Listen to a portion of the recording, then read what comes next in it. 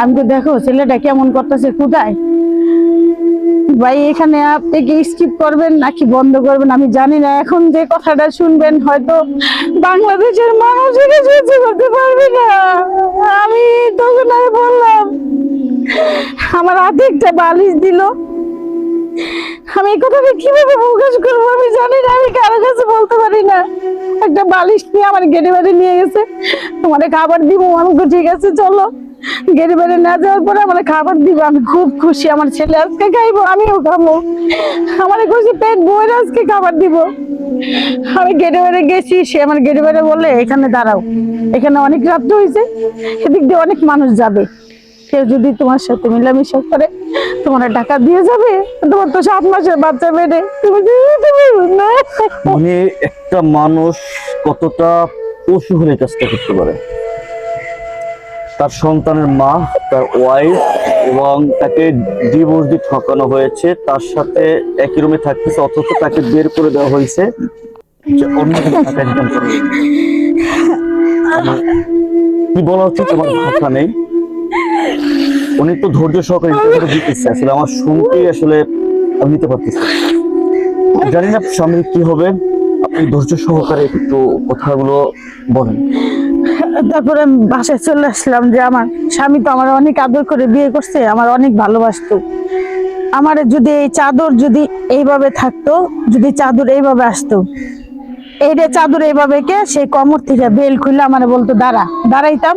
সে bell খুললে আমার পায়ে মারতো, আমার এখনো দাগ আছে, রড দিয়া বাড়ি দিত। এটা আমার অপরাধ। সে ছবি দেখতে যাবে, আমি যাবো না, তার সাথে ছবি দেখতে যাইতে হবে। আমি যদি না যাইতাম, সে আমার সব খাবার একটা ওই ডিশের ভিতরে ডাইলা ওই খাবার সামনে দিয়ে আমার রড দিয়া বাড়ি দিত। কেন তুই যাবি না, তোর আমার সাথে যাইতে হইব।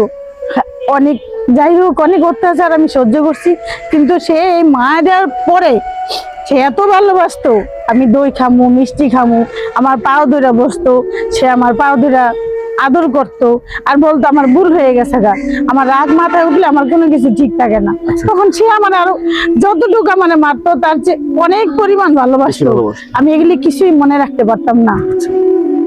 কিন্তু যখন আমি মনে মনে ভাবছি যে আমার স্বামী আজকে আমার এই বাচ্চা কনসিভ করছে, আমার প্রেগনেন্ট অবস্থায় যদি সে অন্য মানুষের সাথে আমারে মেলামেশা করতে কয়, এর থেকে তো আমার বাচ্চা থাকাতে না থাকা ভালো। আমি ঘরে আসলাম, ঘরে এসে আমি তাহাজ্জুদ নামাজ পড়লাম।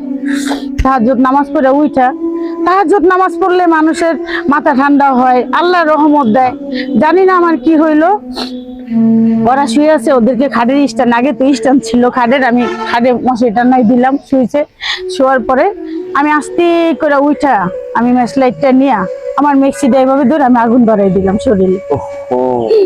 আমি দর্শক, একটা মানুষ কতটা সরে গেলে নিজের গায়ে নিজে আগুন লাগাই দেয়। অবশ্যই এটা ওনার করার কথা, কারণ ওনার হাজবেন্ড যে পরিস্থিতি ওনাকে দাঁড় করাই দিচ্ছে, উনি সিদ্ধান্তটা নিতে পারবেন। আমি জানি না আমি কতদূর এই গল্পটা নিয়ে যেতে পারবো, আপনি একটু ধৈর্য সহকারে পুরো গল্পটা বলুন। আমি তখনও আমাদের বাড়িতে তো জানাই নাই, যার কারণে আমি এই কাজটা করতে পারছি। আমি করার সিদ্ধান্ত নিয়েছি যে আমি এখন আর তার সাথে আমি আর কোনোদিন শারীরিক মানসিক সম্পর্ক আর আমার রাখার দরকার নেই। আমি আমার নিজের জীবনটা দিয়ে আমি চলে যাই, হ্যাঁও সুখে থাক, আমার ছেলের এক ব্যবস্থা হবে। আর আমার পেটে যেটা আসছে ওইটা সবসময় বলতো যদি মেয়ে হয় তাহলে এক কূপ দিয়া কুরবানি দিয়ালাম, ছেলে হবে। আমি যা করতেছি আমার ছেলে তার থেকে দ্বিগুণ করবে, কিন্তু মেয়ে হইতে পারবে না।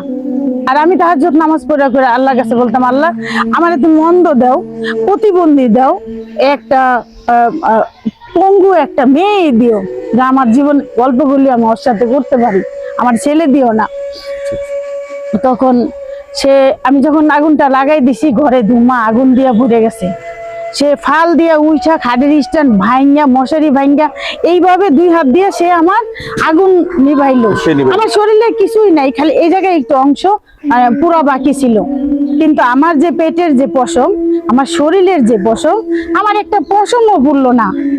আমি কেন জানি না যে আল্লাহ কেন আমারে এই দৃশ্য দেখাইলো যে আমার শরীরের কিছু কেন পড়লো না। আর সে যে 2 হাত দিয়ে নিবাইলো, তার এইখান থেকে চামড়া সব চলে আসে। তার শরীর পড়ছে কিন্তু আপনারটা না, আমার কিচ্ছু হয় না, আমার একটা পশমও পড়ে নাই। আমার মেক্সিটা আমার পেটিকোটটা পুরো পুড়ে গেছে, কিন্তু আমার শরীরের কিচ্ছু হয় নাই।